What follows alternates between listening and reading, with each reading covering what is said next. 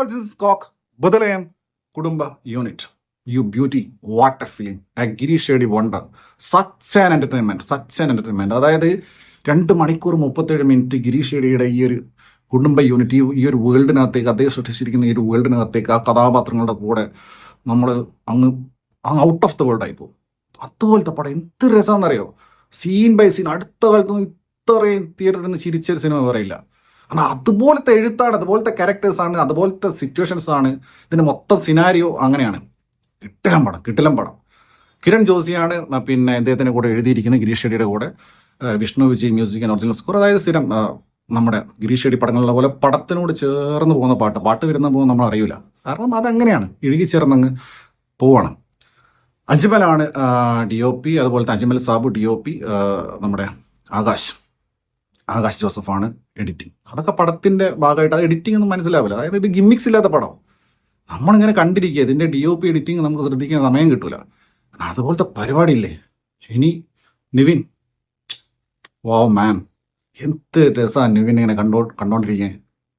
ഭയങ്കര ചാമിങ് ആയിട്ടുള്ള, വളരെ സാധാരണയായിട്ടുള്ള ദ ബോയ് നെക്സ്റ്റ് ഡോർ എന്ന് പറയില്ലേ, അതാണ് നിവിൻ.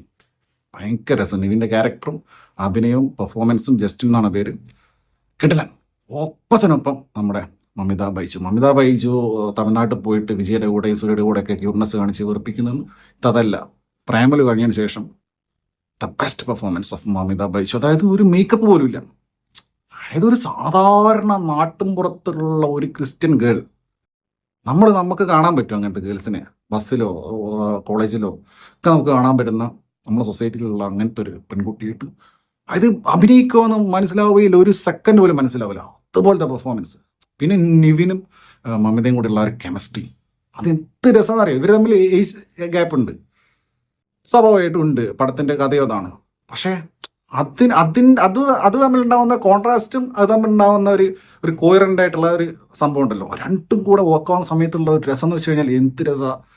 അതുപോലെ ഇതിൽ ബാക്കിയുള്ള ക്യാരക്ടേഴ്സിന് ഒരുപാടുണ്ട്. എടുത്തു പറയുകയാണെങ്കിൽ സുരേഷ് കൃഷ്ണ എന്ന് വെച്ച് കഴിഞ്ഞാൽ പുള്ളി പഴയ വില്ലനാണ് നമുക്കറിയാം. പക്ഷേ പുള്ളിയുടെ കുറേ സാധനങ്ങളുണ്ട്, ഒരു രക്ഷയില്ല. അതുപോലെ ഇതിനകത്തുള്ള റെഫറൻസസ്. തുടർന്ന് സിനിമയിൽ ലാലേട്ടൻ പോലീസ് സ്റ്റേഷനിൽ നിന്ന് ചാടുന്ന സീനുണ്ടല്ലോ, ഐക്കോണിക് സീൻ, സ്ലോ മോഷനിൽ, അത് സുരേഷ് കൃഷ്ണ കാണിച്ചിട്ട് ഇതിൽ പറയുന്നില്ല, സീൻസ് പറയുന്നില്ല. അങ്ങനെ എന്തൊക്കെ റെഫറൻസുകൾ ഇതിനകത്ത്. അയ്യപ്പ, ഇതിൽ നമ്മൾ അമൽ ഡേവിസ് ഉണ്ട്. പുള്ളി ഷോർട്ട് ഫിലിമാണ് ഉണ്ടാക്കുന്ന ആളാണ്, നിവിൻ്റെ അനിയനായിട്ട്. അപ്പം പുള്ളി മറ്റേ ഹീറോ പോലെ ഞാൻ ചാർജ് ആയി. അയ്യപ്പ, അങ്ങനെ റെഫറൻസ് പറഞ്ഞു കഴിഞ്ഞാൽ റെഫറൻസിന് വേണ്ടി റെഫറൻസസ് കുത്തിക്കാറ്റല്ല.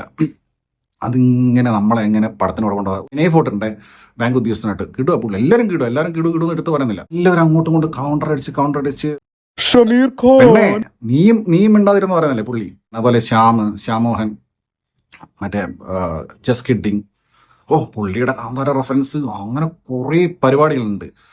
അങ്ങനെ ജാസർ ക്ലിക്സ്, അതായത് വരുന്നവരും പോലും. സ്ത്രീ കഥാപാത്രങ്ങൾ ശൃന്ദയുണ്ട്, മീനാക്ഷി ഉണ്ട്. മീനാക്ഷിയൊക്കെ സാധാരണ എനിക്ക് വലിയ താല്പര്യമില്ല, നടിയാണ്. പക്ഷെ ഇതിലൊക്കെ വളരെ നൈസാണ്.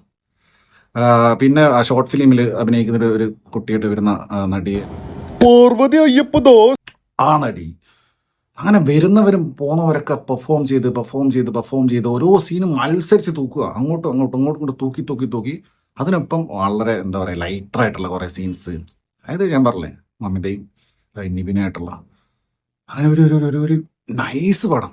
നല്ല എന്താ പറയുക, നമ്മുടെ റോഷൻ ഷാനവാസിനെ പറയാൻ വിട്ടുപോയി. ശാന്തൻ ആവേശത്തിലെ പുള്ളി കിട്ടില്ല ടൈമിങ്ങും പെർഫോമൻസും ആയിരുന്നു. പിന്നെ നിവിൻ്റെ അതുപോലെ തന്നെ മമിതൻ്റെ അച്ഛനമ്മയുടെ അഭിനയിച്ച ആൾക്കാർ, ഓരോ ആൾക്കാരുടെയും പേരെടുത്ത് പറയുന്നുണ്ട്. എല്ലാവരും ഒന്നിനൊന്ന് കിടുവാണ്. സോ ഒരു ഗംഭീരമായിട്ടുള്ള തിയേറ്റർ എക്സ്പീരിയൻസ്, ഭയങ്കരമായിട്ട് എൻജോയ് ചെയ്ത് കണ്ടുള്ള ഒരു സിനിമ. നമ്മുടെ ഭാവന സ്റ്റുഡിയോസ് കുറേ വാരം കേട്ടോ, പ്രൈമറിയിൽ കുറേ വാരിയതാ. ദിലീഷ് പോത്തൻ, ശ്യാം പുഷ്കരൻ ഒരൊറ്റ സീനിൽ പള്ളിയിൽ അച്ഛനായിട്ട് വന്നു പോകുന്നുണ്ട്.